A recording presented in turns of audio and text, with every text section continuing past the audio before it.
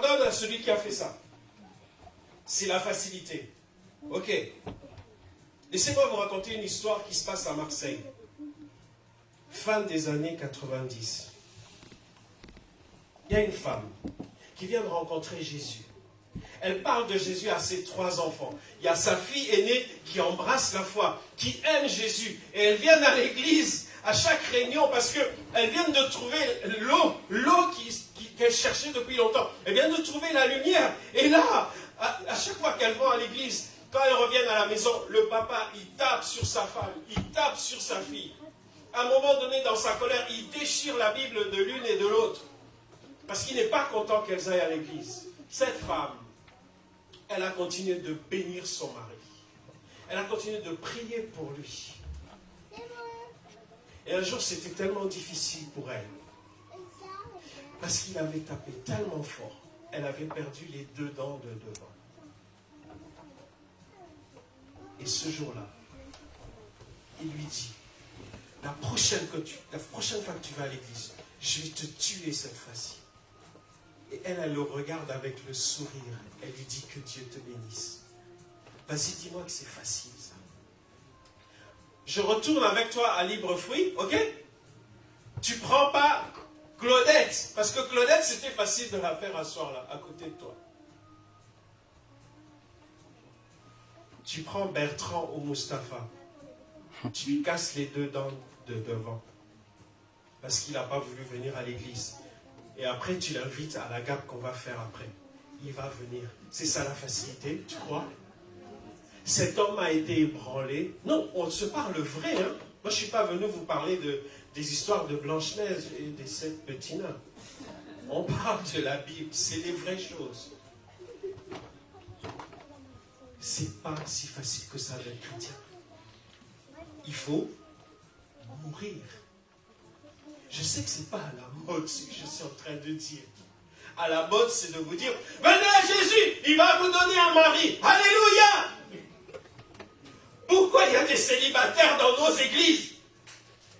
Arrête de dire, venez à Jésus, il va vous donner un mari. Il y en a plein qui n'ont pas encore trouvé de mari et de femme. Vas-y, regarde-les en face. Dis-lui, viens à Jésus, il va te donner un mari. Venez à Jésus, il va vous donner du travail. Amen, amen. Ok. Viens voir dans l'église, il y a des gens au chômage. Il y a des gens qui ont perdu leur travail. C'est ça la vraie vie. On ne peut pas faire de publicité mensongère avec Jésus. La vraie vie, elle est là. Donc c'est vrai, c'est pas si facile d'être chrétien. Pour être un disciple de Jésus, il faut mourir. C'est-à-dire que tu viens ici, tu t'es préparé avec tes baguettes, tout ça, etc., etc. On te dit non, tu ne vas pas jouer. Tu n'étais pas à la répétition avec Patrice. Tu ne vas pas jouer. Il y a le cajon qui est là. Il y a la guitare qui est là. Moi, je ne comprenais pas. Quand il était là, tout seul, notre frère de Fila, il appuyait sur son bouton, plus, moins. Vous voyez, il y a deux flèches là. J'ai surveillé tes gestes là. Il appuyait comme ça, plus, il appuyait comme ça, moins. J'ai dit, ah, ça va être bon pour moi ça. Quand je vais venir, je veux plus, j'appuie. Je veux moins. Non, il a enlevé. Il m'a enlevé mes choses. J'ai plus de force, je peux m'appuyer que sur la Bible. Je ne peux pas m'appuyer sur ça. Seigneur, aide-nous. Parce que la vraie vie, on a besoin de la vivre en disant, Seigneur, je ne sais pas comment je vais arriver, mais je veux compter sur toi. C'est ça la vraie vie. Parce que Madame Kirk, comment dire ça? Celui qui a tiré, il a dit, je ne suis pas d'accord avec toi, je ne suis pas d'accord avec ce que tu dis, je te tue. Mais elle, son mari, il est parti définitivement. Celui qui l'a tué, il ira en prison X années. Mais elle a pris perpétuité et ses enfants ont pris perpétuité. Ils ne verront jamais plus leur papa. Mais elle dit, je choisis de pardonner. Parce que pardonner, c'est un choix. Maintenant, réfléchis à ce qu'on t'a fait. Et tu dis, moi, jamais. L'autre, là, on a tué son mari. Elle dit, je pardonne. Et toi, juste parce que Maman Emma ne t'a pas salué l'autre dimanche, là, elle était en train de parler avec quelqu'un. Et pendant que maman pasteur parle avec quelqu'un, toi tu viens, bonjour maman Emma, elle parle avec quelqu'un. Le respect, c'est d'attendre qu'elle est faite. Et toi tu manges. Amen. Elle ne m'a pas salué. Seigneur, fais-nous grâce. Fais-nous grâce. Alors qu'on est en famille, on a eu un moment ensemble hier avec les responsables de l'église qui étaient là. On a partagé ensemble sur le chemin de vie de Anne, la maman de Samuel.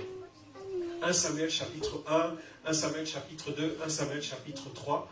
C'est juste après le livre des juges. Qu'est-ce qui se passe pour mettre dans le contexte de la Bible? J'ai oublié de leur dire, parce que votre pasteur, il ne m'a rien dit, et je crois qu'il ne vous a rien dit non plus.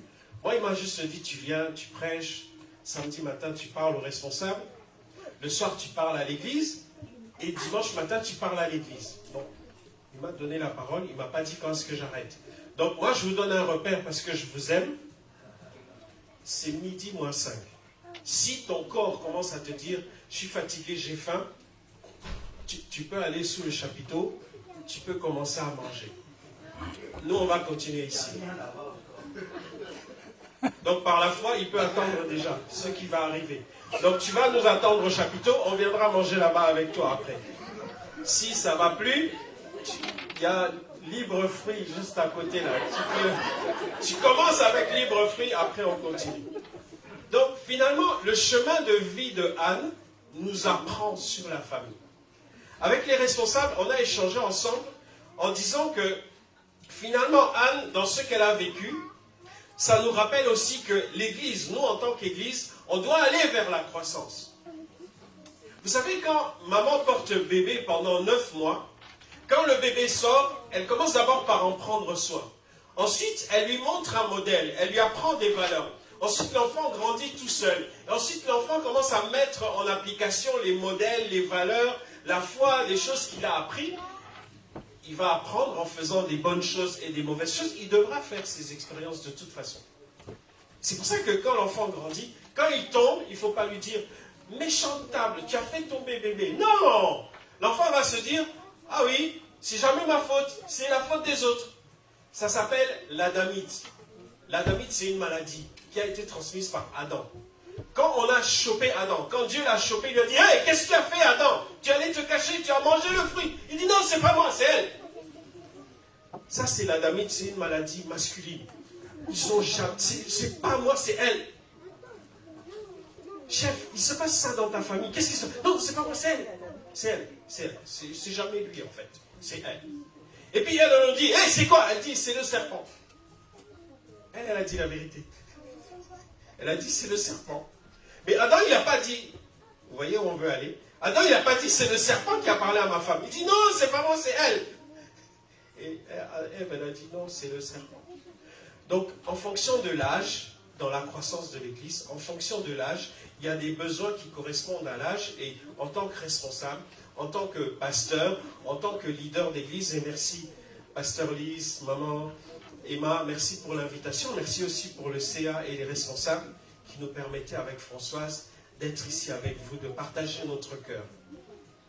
Que l'Église, là, comme vous êtes, vous ne puissiez pas vous figer à ce que vous voyez maintenant. Pensez à ceux qui sont dehors. Les enfants qui sont dehors. Comment est-ce qu'ils seront bien ici dans l'Église? Moi, quand j'ai vu le chapiteau là-bas et la place qu'il y a derrière, je dis, waouh! J'espère que la mairie, elle peut être bien disposée et que, waouh, on puisse agrandir, qu'il y ait d'autres personnes qui viennent rentrer. C'est pas juste pour dire, on va faire méga church pour méga church. Hein. D'ailleurs, si vous regardez bien, toutes les méga church, ça commençait petit et ils avaient juste envie d'accueillir plus de gens parce que les gens étaient là. Nous, on arrive à faire un 6e culte parce que on refuse des gens, on refuse 200 personnes. Donc on dit, il faut qu'on fasse plus grand pour que ces gens s'assoient. On n'a pas commencé avec l'idée de dire, on veut faire un très grand bâtiment. Moi, c'est ce que je vous souhaite aussi. D'accueillir plus de gens dans Gisors. Parce qu'il y a des gens dans Gisors qui ont besoin d'entendre parler de Jésus. Des filles qui ont besoin d'être transformées. Des enfants qui ont besoin d'arrêter de scroller sur les écrans là, avec Toc Toc, vous savez? Non, c'est Toc Toc. Parce qu'il fait toc-toc comme ça dans ta tête et dans ton cœur pour qu'il puisse entrer. C'est pour ça que je dis toc-toc. Je sais, Yannis, ce que je dis. Je dis toc-toc. Et certains, ça les rend toc-toc. Parce qu'il y a des gens, à force de voir ce qu'ils voient là-bas, ils ont pensé à se suicider. Et même certains qui sont allés jusqu'à se suicider. Et certains qui ont changé leur apparence en disant, pour que je passe. Et c'est pour ça qu'on vous propose des filtres. Et nous, on vous parle sans filtre. À visage découvert. Et Jésus, il nous parle sans filtre. Parce qu'il veut se présenter à nous à visage découvert. Et il nous parle à visage découvert de notre côté aussi. Donc on a parlé de ça avec les responsables. Et hier, on est allé plus loin. Dans l'histoire de Anne, on a parlé des familles en disant que Dieu entend les douleurs de ta famille. On a eu un temps d'échange, de questions, de réponses. Je sais qu'il y en a ce matin, ils vont se dire, oui, on va faire comme hier, je pourrais aussi poser ma question. Non, là, c'est le culte. Tu pourras me poser la question entre la poire et le fromage dans le chapiteau, quand on va manger. Donc si tu ne restes pas manger avec nous, ben tant pis, hein, tu poseras la question au pasteur et à sa femme. 1 Samuel chapitre 1er, verset 1er, nous lisons ceci. Il y avait un homme de Ramathaïm Tsophim, de la montagne d'Éphraïm, nommé Elkana, fils de Jéroram, fils de Elihu, fils de Tohu, fils de Tsouf, Ephrasien. Ça, c'est les noms qu'ils avaient de leur côté là-bas. Hein. Nous aussi, on a nos noms qui correspondent à la région de laquelle on vient. Toi, c'est peut-être Toukouré, toi, c'est peut-être Edmond, moi, c'est Ntiala. C'est pas Intiala, c'est pas Ntiala, parce que j'ai pas la N. C'est N apostrophe, Ntiala. Bon, après, si tu n'y arrives pas, on va t'aider, ma femme et moi, on va t'aider à prononcer. Hein. C'est comme Nguyen, en Asie là-bas. On ne dit pas Nguyen, on dit Nguyen. Il avait 2 femmes, dont l'une s'appelait Anne et l'autre Pénina. Et hier, on a dit, c'était chaud pour ce monsieur Elkana. Déjà, avec une femme, c'est compliqué. N'est-ce pas? Vous avez vu tous les problèmes qu'on peut avoir juste parce qu'on est 2 dans la maison. On s'assoit comme ça, on veut regarder la télé. L'un veut regarder l'OM PSG, l'autre veut regarder sa série. Il y a une seule télé. Comment on fait? Donc, on va chacun dans sa pièce pour regarder son programme préféré. Ou est-ce qu'on regarde ensemble? Ou est-ce que chacun va faire son activité et on se retrouve ensemble? Chacun trouve sa solution, je ne veux pas ici. Après on va dire, oui pasteur, tu divises les familles, non. Pénina avait des enfants, mais Anne n'en avait point. Chaque année, cet homme, Elkana, montait de la ville de Silo pour adorer l'Éternel des armées et pour lui offrir des sacrifices. Là se trouvaient les 2 fils d'Élie, Ophni et Phiné, sacrificateurs de l'Éternel. Le jour où Elkana offrait son sacrifice, il donnait des portions à Pénina, sa femme, et à tous ses fils, et à toutes les filles qu'il avait d'elle. Mais il donnait à Anne une portion double. Vous voyez, Anne avait plus d'attention que Pénina. Donc ce monsieur-là, il faisait les différences entre ces 2 femmes. Garde juste une femme, s'il te plaît. Parce que là, quand tu as 2, on voit que ça commence déjà mal. Il fait les différences. Je passe. Car il aimait Anne, que l'Éternel avait rendue stérile. Sa rivale lui prodiguait des mortifications pour la porter à s'irriter de ce que l'Éternel avait rendu stérile. Et toutes les années, il en était ainsi. Chaque fois qu'Anne montait à la maison de l'Éternel, Pénina lui prodiguait des mortifications de la même manière. Alors, Anne pleurait et ne mangeait point. Elkana, son mari, lui disait, « Anne, pourquoi pleures-tu et ne manges-tu pas? Pourquoi ton cœur est attristé? Est-ce que je ne vaux pas pour toi mieux que 10 fils ?» Alors Anne se leva, après qu'on ait eu mangé et bu à Silo. Le sacrificateur était assis sur son siège, près de l'un des poteaux du temple de l'Éternel. Et l'amertume dans l'âme, Anne priait l'Éternel et versait des pleurs. Elle fit un vœu à l'Éternel en disant, « Éternel des armées, si tu daignes regarder l'affliction de ta servante, si tu te souviens de moi et n'oublie pas ta servante, si tu donnes à ta servante un fils, je le consacrerai à l'Éternel pour tous les jours de sa vie et le rasoir ne passera point sur sa tête. » Il y en a qui croient qu'ils ont inventé les locks. Hein. Vous voyez, il y avait déjà les locks ici. Ça avait commencé avec Samuel, avec Samson, et ça continue ici avec Samuel, les locks. Donc toi, quand tu regardes ton fils ou ta fille, tu dis, enlève-moi cette coiffure-là. Samson, il avait. Samuel, il avait. Il y en a qui sont contents. Je peux garder mes locks.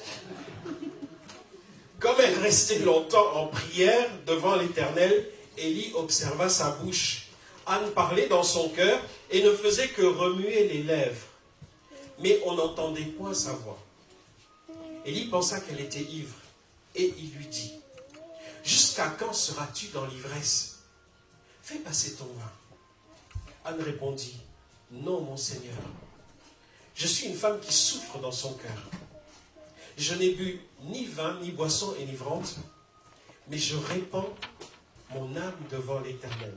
Ne prends pas ta servante pour une femme pervertie, car l'excès de ma douleur et de mon chagrin, c'est l'excès de ma douleur et de mon chagrin qui m'a fait parler jusqu'à présent. Amen. » Comment passer du chagrin à la consécration? Le chemin de Anne a été un chemin particulier. On va voir ensemble comment est-ce qu'on peut passer de la douleur à une foi qui est une foi active. Parce que de dire j'ai la foi et que ta foi ne soit pas une foi qui se met en action, c'est trop facile. Si moi je viens, je te dis, je suis un chrétien non pratiquant, c'est comme si je te disais, je vais faire attention à mon exemple, parce qu'il y a le pasteur Lys qui est là. C'est comme si je te disais, je fais partie de l'équipe nationale de basket. Et que jamais je touche un ballon de basket. Jamais je suis sur comment on appelle ça, les parquets de basket. Jamais je fais des dribbles, des choses comme ça, des paniers, des shoots. Mais je dis, je fais partie de l'équipe nationale de basket de France. Les gens vont te dire, mais jamais de la vie, tu pratiques pas. Comment est-ce que ma foi de la douleur, je peux passer à être consacré, à trouver de la joie à servir Dieu et à ce que ma façon de servir Dieu soit visible aux yeux des autres. Parce que moi je connais des gens, ils ont une façon de pratiquer qui est vraiment assez bizarre. Ils disent, moi je suis en connexion avec Dieu. De toute façon, Dieu sait que je l'aime. Il n'y a que lui-même qui me juge. Il n'y a que lui-même qui voit ce que je fais. Ça, c'est très facile. Hein? Comment on va doser tes progrès si ça se passe juste entre Dieu et toi? C'est trop facile. Moi, je vais vous dire, moi, j'aime les gens. De toute façon, Dieu sait comment j'aime les gens. Mais les gens ne savent pas comment je les aime. Ah, c'est trop facile. Va faire la gape là-bas. Tu prends ton assiette, tu vas pour te servir, il y a un enfant qui passe devant toi, il prend le morceau de poulet que tu voulais prendre. C'est là qu'on va voir si tu aimes les gens. Parce que si tu es le Patrick d'avant, tu vas faire comme ça au petit, il se ramasse par terre, tu lui dis, donne-moi ce morceau-là. Ça, je faisais ça avant, parce que je n'aimais pas les gens. Mais aujourd'hui, je convoite le morceau de poulet, et je regarde cet enfant-là qui a pris le morceau de poulet que je voulais prendre, je dis, Seigneur, bénis-le. Qu'il puisse vraiment manger, que ça leur fasse du bien ce poulet-là. Amen. C'est ça la réalité de la foi. Tu as compris. Mets ça avec l'exemple que tu sais. Première chose qu'on peut voir avec Anne ici, c'est le premier point que je vais aborder, il y en aura 3. Le premier acte qui se passe pour passer du chagrin à la consécration. Dans l'histoire de Anne, il y a eu d'abord l'incompréhension. Est-ce que vous comprenez tout ce que Dieu fait? Est-ce que vous comprenez tous les chemins par lesquels Dieu nous fait passer? Nous, avec votre pasteur, il a dit tout à l'heure, on est des amis, on a refait le monde je ne sais pas combien de fois. Alors qu'on était jeunes, on était à l'école biblique, on savait qu'on allait servir Dieu, on savait qu'on allait être pasteur, on savait qu'on allait être des prédicateurs. Mais comment on a jugé les aînés qui étaient là? Ils ont pris cher. Je reconnais aujourd'hui, je sais, je suis filmé ou enregistré. Oui. Peut-être, mais je sais vous avez pris cher de notre part. Et c'était facile pour nous, parce qu'on avait zéro expérience, on n'avait pas encore commencé. On avait plein de théories. Mais quand on est arrivé, les amis, quand on a commencé à prêcher, quand on a commencé à s'occuper des chrétiens, nous-mêmes, on a fait des boulettes. Je racontais hier, cette mamie à Bordeaux, qui m'appelle en catastrophe, elle me dit, il est mort, je suis dans la peine, tout ça. Je savais qu'elle avait un fils. Et je dis, mais qu'est-ce qui lui est arrivé? C'est arrivé comment? Elle dit, mais on l'a écrasé. Je fais, oh là là, quelle horreur. Je viens la voir, je dis, oui. Il dit, il est là. Il dit, il est là. C'est mon chien. Et moi, en bon congolais de l'époque, j'ai dit, mais mamie, c'est pas grave, tu achèteras un autre chien.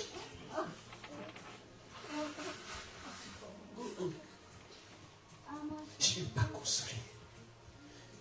Je parle ici d'incompréhension. Je n'ai pas compris sa souffrance. Elle a appelé mon pasteur responsable. Elle a dit, ce jeune pasteur-là, je ne veux plus le voir chez moi. Je ne veux plus qu'il vienne. Il a brisé mon cœur. Moi, j'ai mis mon chien, tout ça, on était attachés. Et il a dit, tu achèteras un autre chien. Je suis retourné demander pardon. J'ai demandé des nouvelles. J'ai dit, il s'appelait comment? Montre-moi sa gamelle, tout ça, etc. Parle-moi de lui. Mais pour montrer de l'intérêt. Parce que j'ai montré du désintérêt et de l'incompréhension. Mais je suis retourné chez mamie et on a continué de prier et on a continué de s'occuper d'elle. Pourquoi je dis ça? Parce qu'il y a eu l'incompréhension. Il faut réparer. Il faut réparer. Élie, il regarde Anne, il croit que Anne est ivre. Alors qu'elle est en train de prier. Vous imaginez la douleur de cette femme. Elle est en train de prier parce qu'elle a mal. Elle n'a pas d'enfant. Sa rivale, elle lui dit, maudit Dieu, fais des choses comme moi. Coupe-toi la peau ici. Mets des choses, tout ça, etc. qui correspondent à d'autres dieux. Parce que ton Dieu t'a abandonné. Parce que tu n'as pas d'enfant. Parce que tu es stérile. Elle a mal avec ça. Et son mari,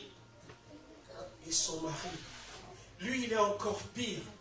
Au lieu d'aider sa femme, au lieu de la consoler, il lui dit, Anne, est-ce que moi je ne vaux pas pour toi plus que 10 fils? Ça, c'est nous les hommes. On est capable de se vanter des choses qui ne sont même pas vraies. Moi, quand je suis allé me déclarer à la dame qui est là, ça fait 23 ans qu'on est mariés. J'ai caché la bague de fiançailles sous le siège de la voiture. Et on allait au restaurant Hippopotamus pour... voilà. Pour qu'il y ait un peu de romantisme. Hein, vous savez, les violons et tout. Et j'ai sorti la bague de fiançailles de dessous le siège de conducteur. Et j'ai donné à la dame. Mais toi, tu veux faire comme à Hollywood là-bas. Tu mets le genou à terre. Tu dis... et tu fais les photos. C'est très beau. Pour les photos, c'est très beau. Oui, c'est beau pour les photos. Mais le quotidien, ceux qui sont mariés, ils savent. Le quotidien, c'est pas tu mets le genou comme ça. D'ailleurs, ces gens-là, ils mettent le genou comme ça. Après, jamais ils se plient. Pourquoi tu avais plié le genou là-bas? Montre-lui la réalité. Montre-lui que tu vas rester debout. Montre-lui que tu vas la regarder en face. Montre-lui que quand tu vas bouder, tu seras en train de bouder en face d'elle. Tu ne vas pas bouder à genoux. Tu ne vas pas bouder dans son dos. C'est ça la réalité, l'incompréhension. J'avais prévenu, hein, je suis un peu... Il lui dit, je vaux pour toi plus que 10 fils. C'est de la vantardise exagérée. Quel homme peut dire à une femme stérile, moi je vaux plus que 10 fils? Jamais. Par contre, derrière des hommes qui n'ont pas compris, parce que je veux rétablir, hein, parce que comme j'ai parlé de ça hier, les hommes ils vont dire, moi je ne veux pas m'asseoir à côté de lui, il est contre les hommes et tout. Non, je rétablis. Derrière un homme qui n'a pas compris, il y a peut-être aussi une femme qui n'a pas bien exprimé. Il y a peut-être aussi sa maladresse parce qu'il ne sait pas comment aider. Nous ne sommes que des humains. Quelqu'un a dit, souviens-toi que tu n'es qu'un humain, un mortel comme les autres. Souvent, les plus grosses boulettes, on les fait de tout notre cœur, parce qu'on aime en fait. Vous voyez par exemple, une jeune adolescente qui a acheté sa robe, qui a acheté des chaussures, et qui veut aller à l'anniversaire de sa meilleure amie, et elle a acheté cette robe et ces chaussures-là, parce qu'elles vont être habillées de la même façon avec sa meilleure amie. Et toi tu la regardes, tu dis, mais je t'ai jamais vu habillée comme ça, je veux pas que tu partes comme ça. Mais le parent qui dit ça à son enfant, il croit bien faire. Mais il a brisé quelque chose, parce que c'était prévu avec sa copine qui fêtait l'anniversaire, que pour leurs 18 ans, elles soient habillées pareil. C'est de l'incompréhension.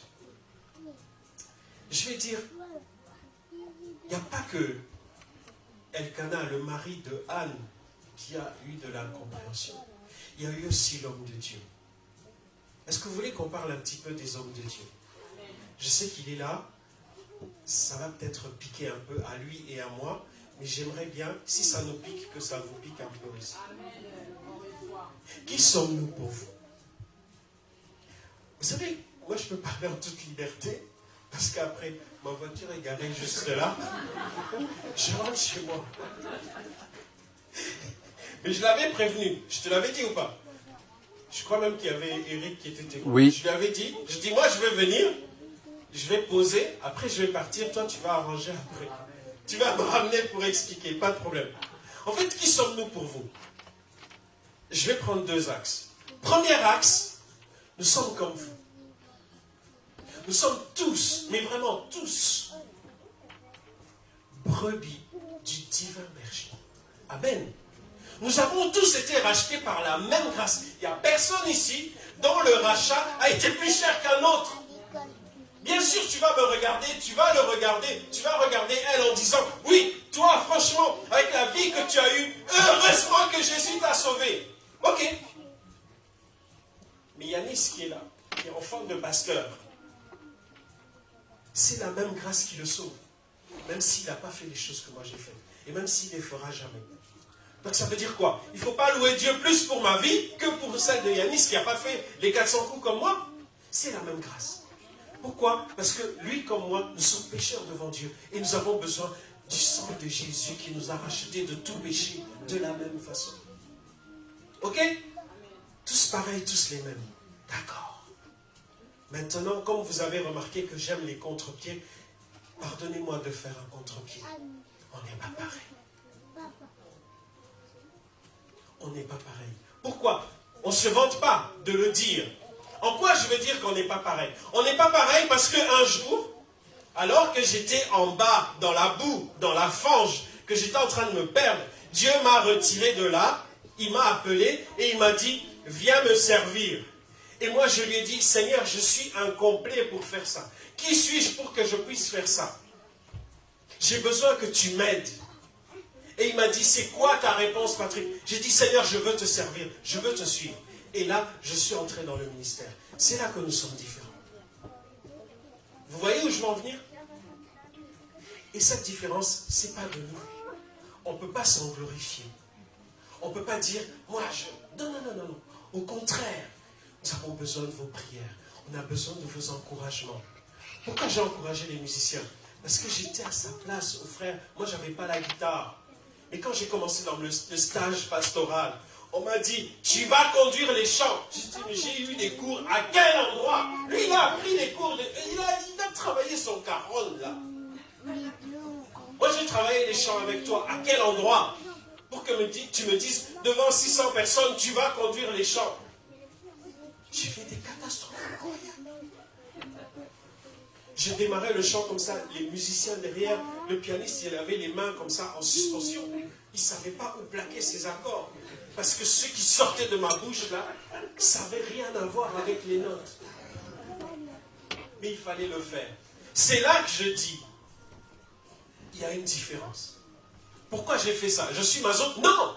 Parce que j'ai dit, Seigneur, je suis là pour te servir. Parce que tu m'as appelé. C'est toi qui m'as appelé. Et vous qui êtes là, Jésus vous appelle à la même grâce que nous. Et Jésus appelle plusieurs d'entre nous aussi à le servir. Levez-vous et dites-lui, Seigneur, je suis là pour te servir. C'est facile de s'asseoir sur une chaise et de dire, oui, tu as prêché trop longtemps. Oui, tu as prêché trop court. Oui, ton caronne, il tapait trop fort. Oui, la sono, c'était trop fort. Quand tu es assis, que tu fais rien, c'est facile. Viens servir avec nous. C'est là que tu vas comprendre. Moi, je prêche un jour et je suis tellement emballé parce que c'est le 31 décembre. Je veux prendre le chant qui dit « Libre de nos chaînes ». C'est un chant d'Exode. libre de nos chaînes. Je suis tellement dans mon histoire là, d'enchaîner la prédication avec libre de nos chaînes, que comme celui qui parle beaucoup ne manque pas de péché, c'est écrit dans la Bible, j'enchaîne en disant, voilà, le Seigneur nous a libérés des chaînes. L'année dernière, il y avait telle chaîne, on est libre, telle chaîne, on est libre. Des chaînes du célibat. Mais le célibat, c'est une chaîne. La réunion s'est terminée comme ça. Il y a une mamie qui vient, 82 ans, elle lui dit, moi je n'ai jamais été mariée, merci pour moi. Boum!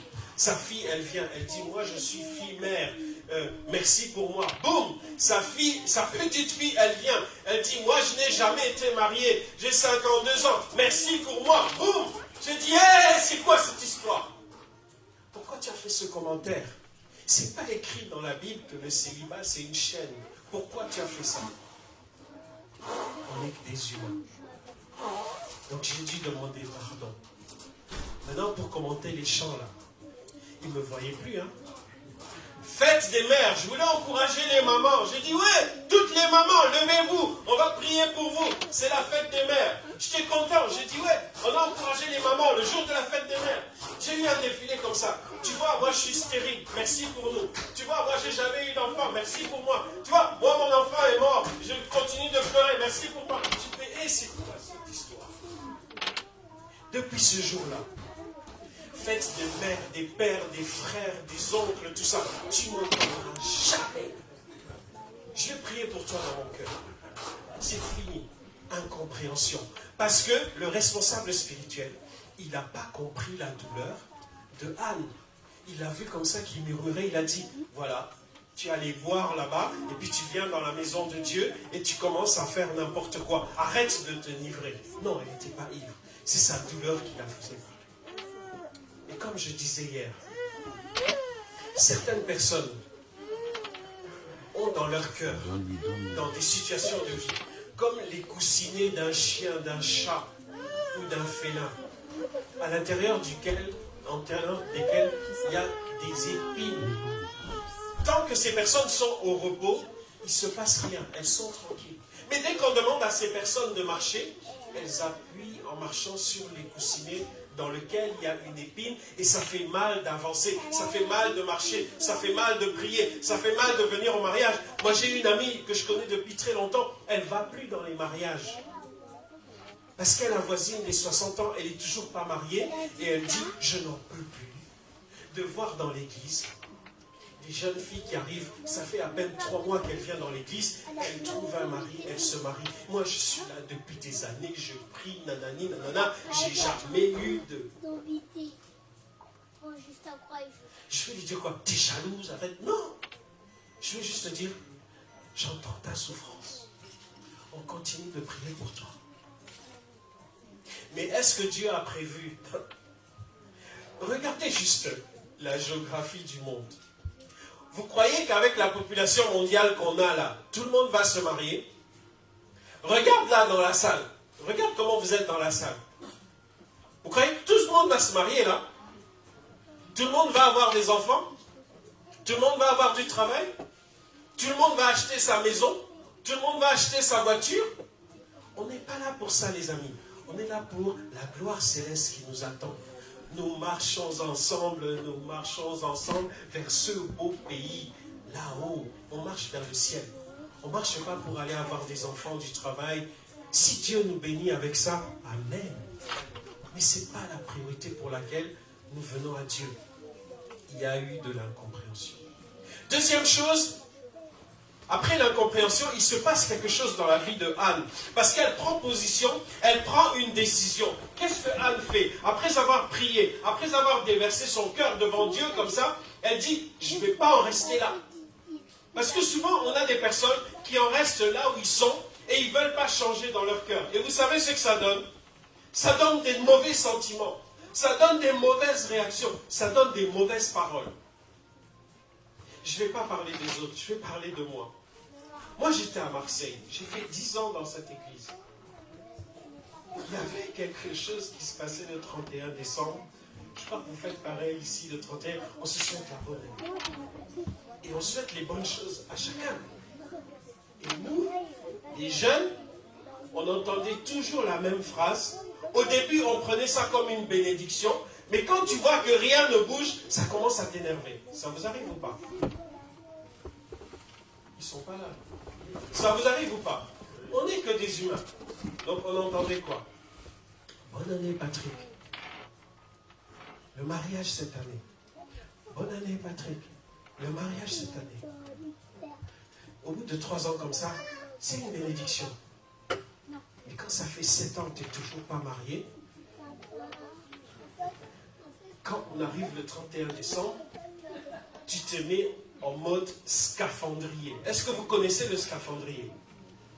Le scaphandrier, c'est quelqu'un qui a une tenue en plomb, en métal, qui est étanche, qui est au fond de la mer et qui marche au fond de la mer.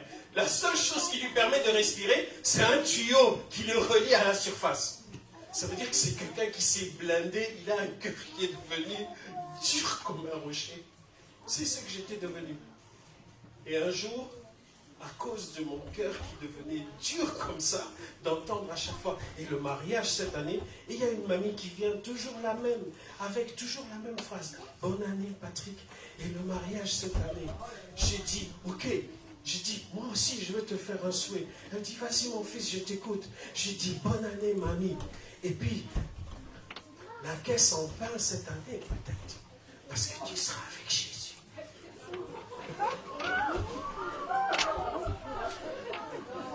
C'est aussi un souhait. C'est pas un souhait, c'est un souhait. Parce que je lui souhaite, toi aussi, comme mon avenir à moi, c'est me marier, mais toi, vu ton âge, ton avenir, c'est que tu vas aller avec Jésus. C'est le meilleur avenir que je te souhaite.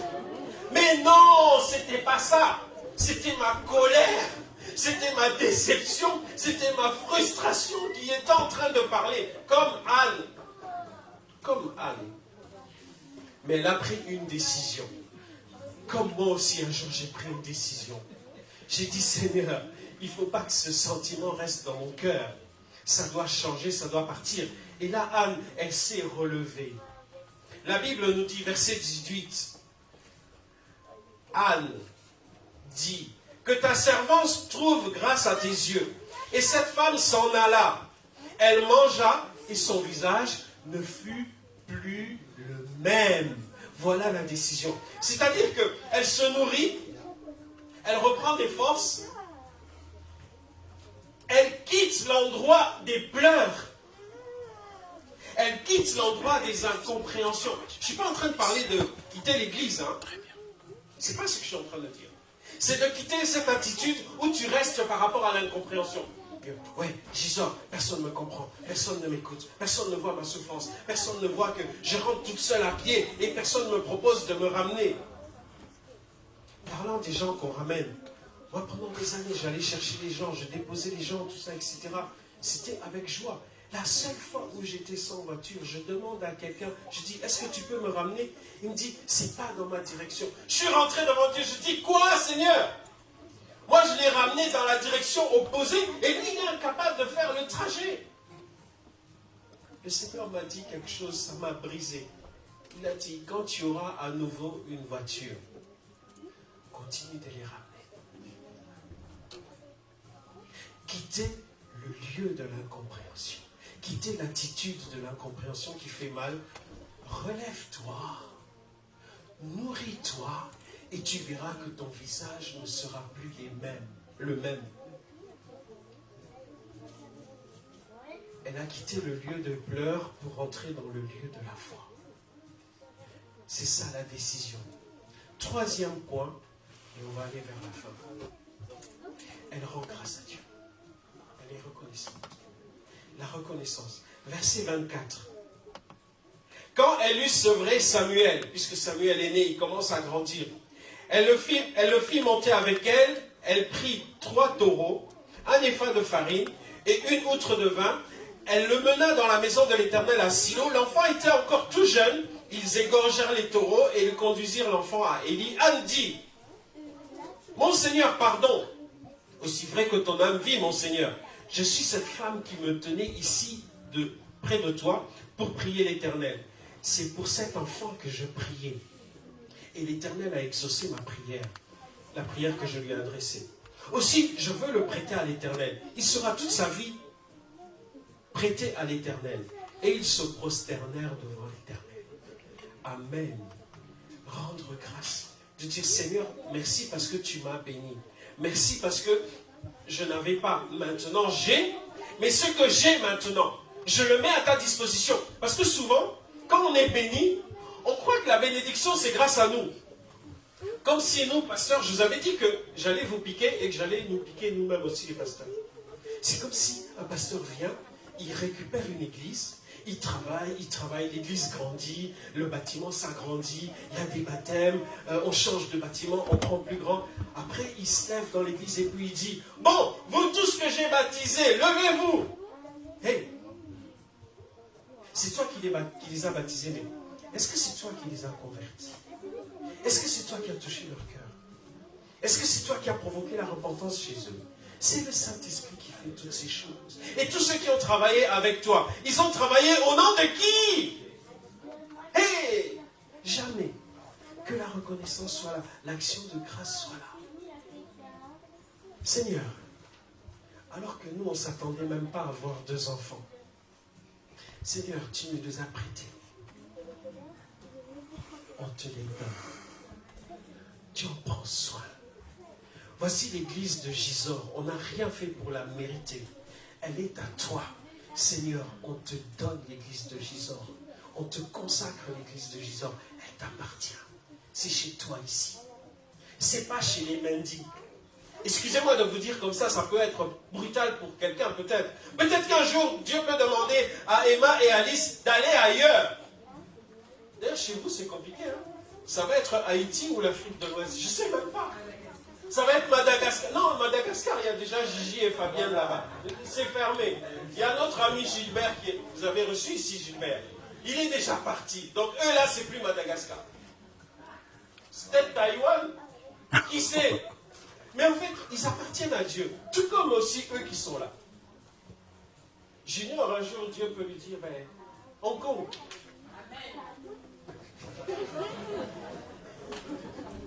Je ne sais pas. Je ne suis pas en train de prophétiser, mon frère. Je donne juste un exemple. Je vais un cabac après, à la maison, il y a des problèmes. Oh non, chérie, moi, je ne veux pas aller à Hong Kong. Ce n'est pas ce que j'ai dit. Ce n'est pas ce que j'ai dit. Seigneur, elle consacre Samuel. Autre chose, pourquoi elle consacre Samuel? Parce qu'elle ne veut pas garder pour elle ce que Dieu a donné. Parce qu'en fait, ce n'est pas à moi.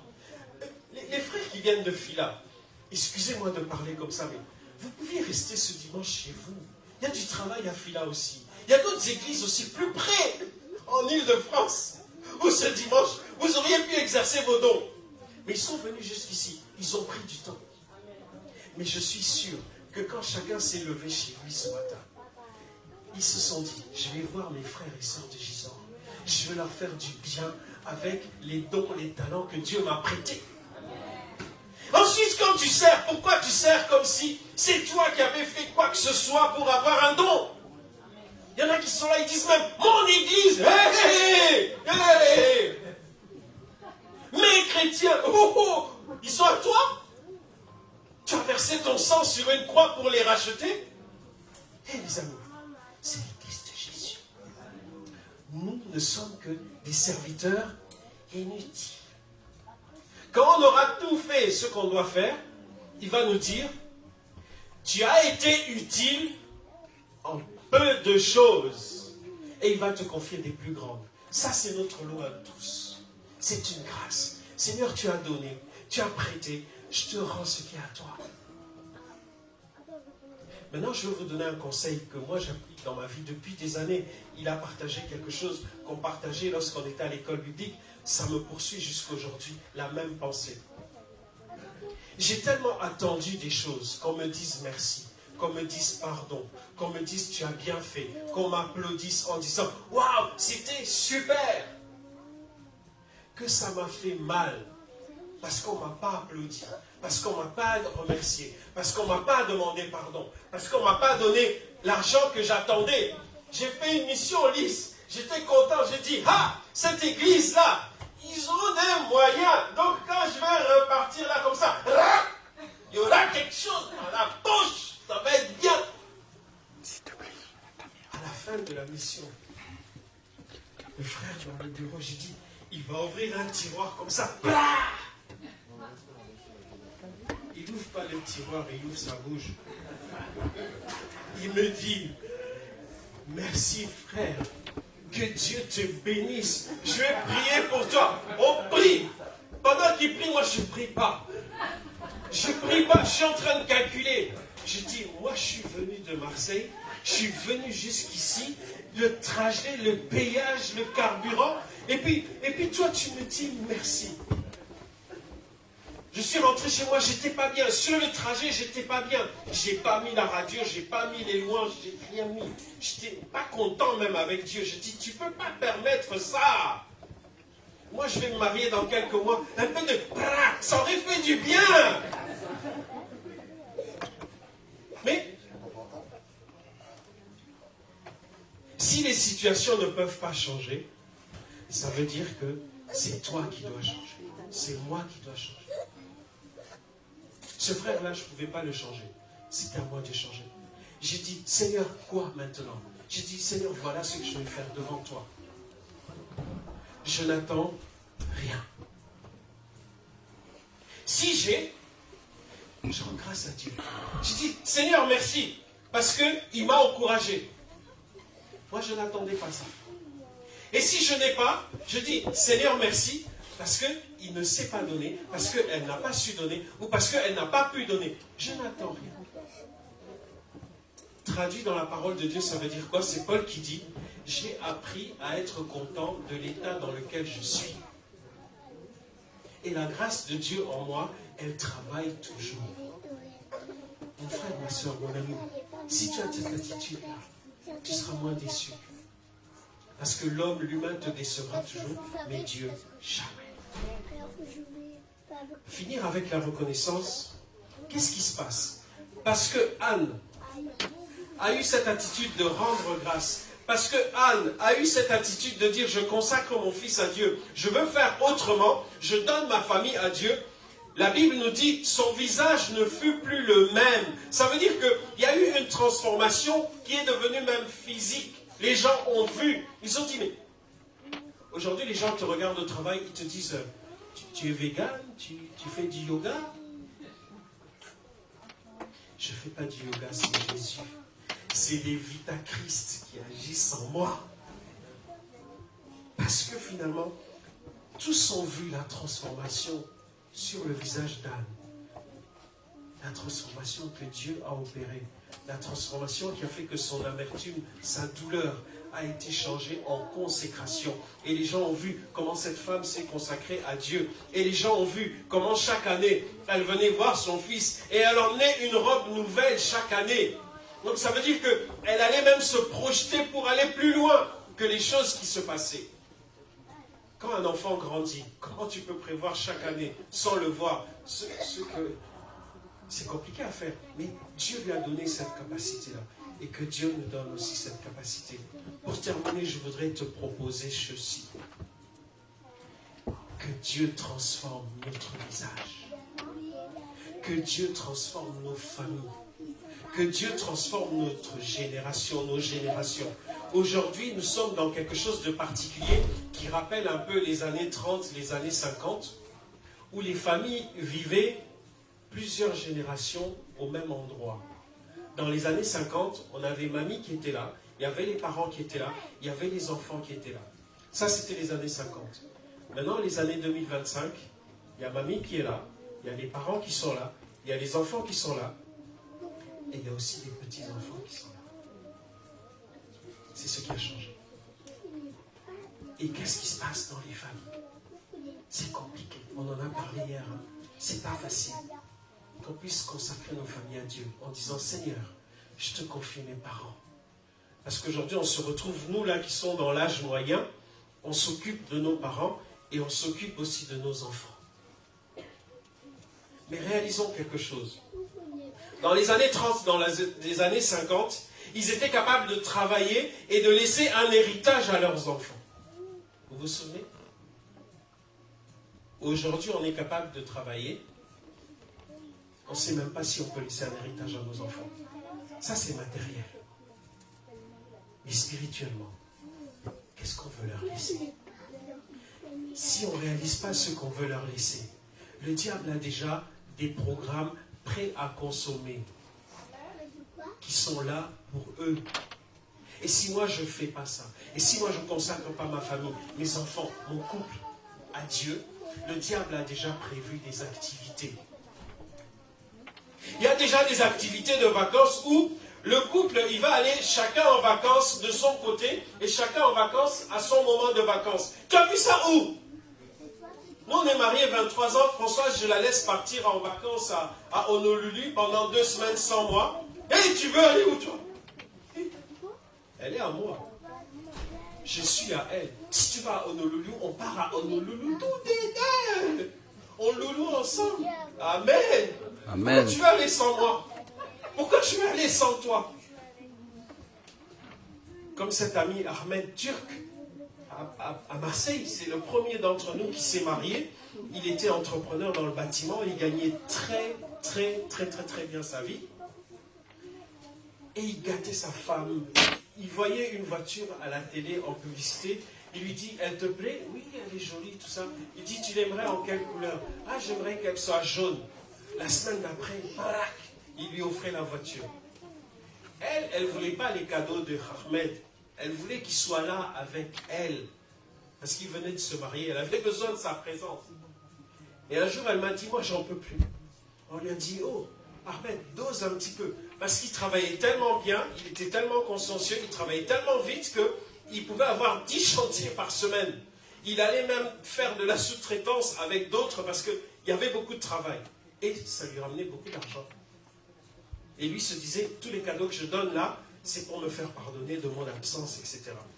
Et un jour, la femme, elle n'en pouvait plus. Elle lui a dit, mardi, je m'en vais. Elle dit, non mais chérie, tu ne peux pas partir. Ah si, je pars mardi. Elle a fait ses bagages, elle a mis là. Et mardi, elle était prête à partir.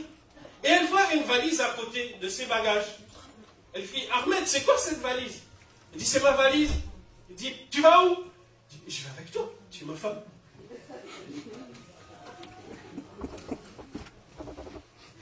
Tu es ma femme. C'est pour le meilleur et pour le pire. Si tu pars, on part ensemble.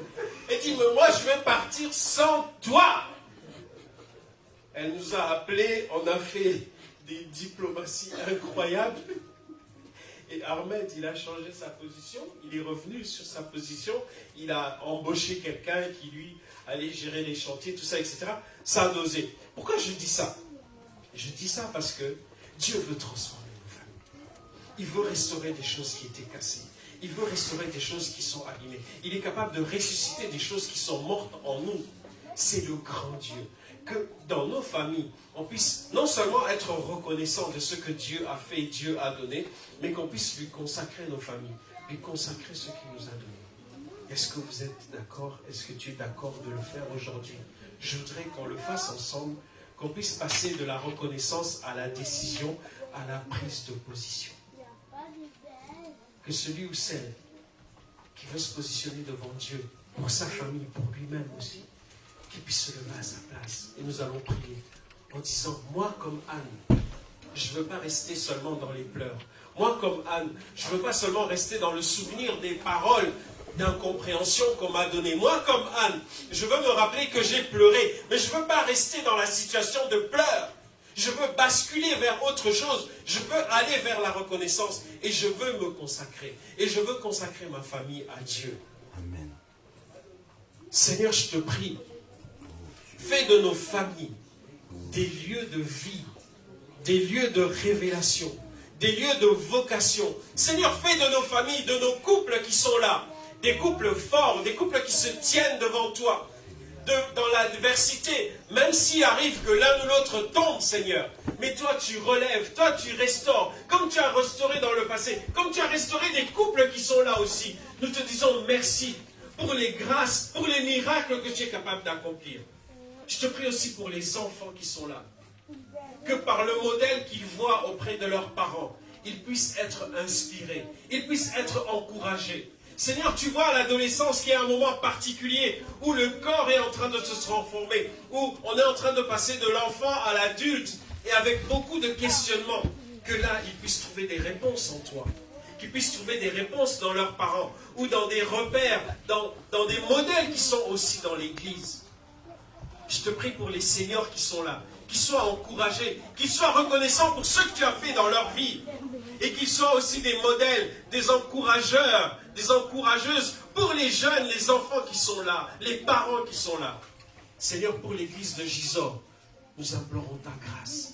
Ta grâce sur le couple pastoral. Tu vois les défis qui sont ceux de Gisors. Tu vois les défis qui sont leurs défis personnels, leurs défis de famille, leurs défis financiers, les défis financiers de l'église, les défis de croissance de l'église.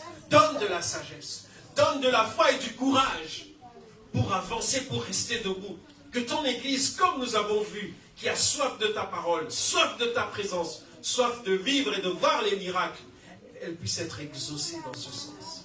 Parce que tu permets que des âmes viennent. Seigneur, je vois des visages que je n'avais pas vus les années où j'étais passé.